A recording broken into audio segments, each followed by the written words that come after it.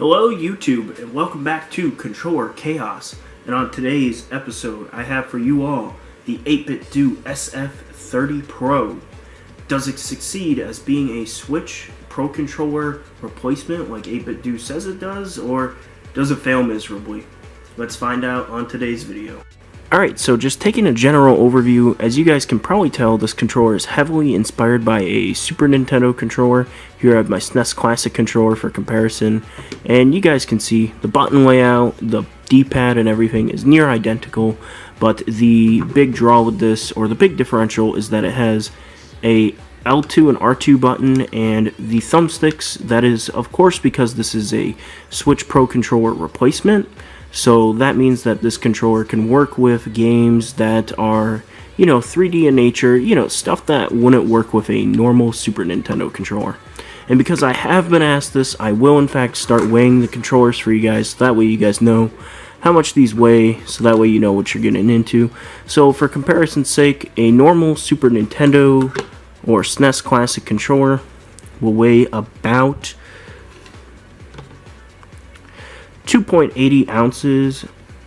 Meanwhile, the 8Bitdo SF30 Pro will weigh around 3.93 ounces. So it's a little bit heavier than a normal Super Nintendo controller. So keep that in mind if you're really used to using a Super Nintendo controller. This will weigh a little bit more, but not too much. Not enough to the point to where you will notice it like crazy. So another thing worth noting, in my opinion at least, that I haven't seen a lot of other YouTubers note, and I don't know if this is a problem with all Switch third-party Pro controller alternatives, but at least with all the ones I've tried, no matter what I do, if I hold down the power button, it won't just turn on my Switch. I have to go walk over. So for comparison's sake, here's my Switch Pro controller, holding down the power button, and my Switch will turn on. That will not happen with this controller. With this controller, for some reason, I have to have the Switch on before it'll sync up and everything. I cannot just power my Switch on using this controller. So that is worth noting in my opinion. And also games like Super Mario Party and The World Ends With You Final Remix won't work with this because this is a Switch Pro controller style controller and not a Joy-Con replacement. So if you're hoping to buy one of these to use it for something like one of those two games, this is definitely not an option. So for starters here, I start playing some 2D style games, games that will really use this D-pad to its advantage, and let me just say that it feels good. The D-pad feels very nice. The buttons and everything feel like stock Nintendo parts, OEM level quality we're talking here. Everything feels great, but there is one major downfall to it all. And it's also around this time where I'm playing these 2D style games where you need precise timing with your inputs that I start noticing a little bit of input lag with this controller. And to be specific, it has 0.84 milliseconds of input delay. Now, for comparison's sake, the Switch actual Pro controller has only 0.45 milliseconds of input lag, so that's quite a huge addition of lag in my opinion, and that's definitely something that I noticed. It's pretty much close to an extra frame of lag for those of you who want a general understanding of things. Now, next up I played some Super Smash Bros. Ultimate. This is such a great game to test third-party controllers out, or just controllers out with, and let me just say, this game controls like trash with Smash Ultimate.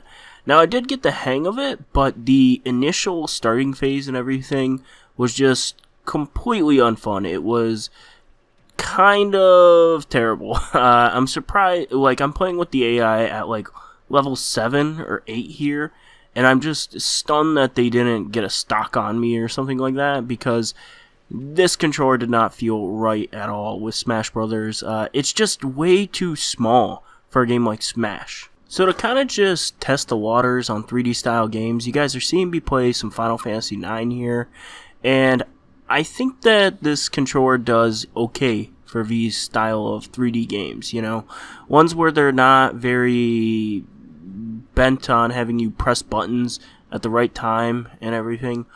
you know, games like this where they're turn-based and everything, I think that this controller is fine for these style of games. Next up, I'm playing some Poi Adventurers Edition, and I really like this game.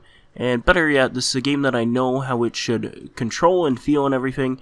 And once again, it just does not feel right. It feels very wrong with this controller. Like, the controller is just way too small. It feels like the thumbsticks were slapped onto this thing at the last second because they wanted to make a Super Nintendo controller for the Switch, but they felt like it would just be too niche of a market, so they slapped on the thumbsticks. And also, this is where I start to notice the input lag a lot.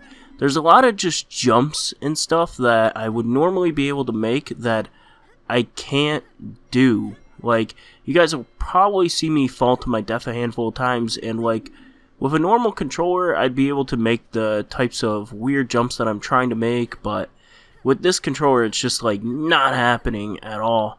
It's just like, even triple jumping was really hard with this thing. Trying to get the side jump down just didn't work. The input lag just really ruins this game for me.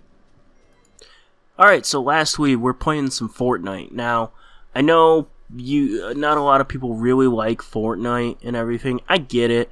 I don't hate it or anything. I mostly keep it on my Switch because my niece likes to play it. But, you know, I don't think it's that bad, honestly. So the reason why I'm playing Fortnite, though, is because Fortnite is one of the few Switch FPS / third-person shooter games that really benefits from gyro controls, and this controller does support gyro. However, I think the gyro on this controller is pretty bad. It's like, I don't know, it's like the sensor, I would say, is just off. I played with the sensitivity a little bit to try and get it closer to the actual Switch Pro controllers, but it just never felt right to me, you know? So overall, can I recommend the 8Bitdo SF30 Pro Switch controller?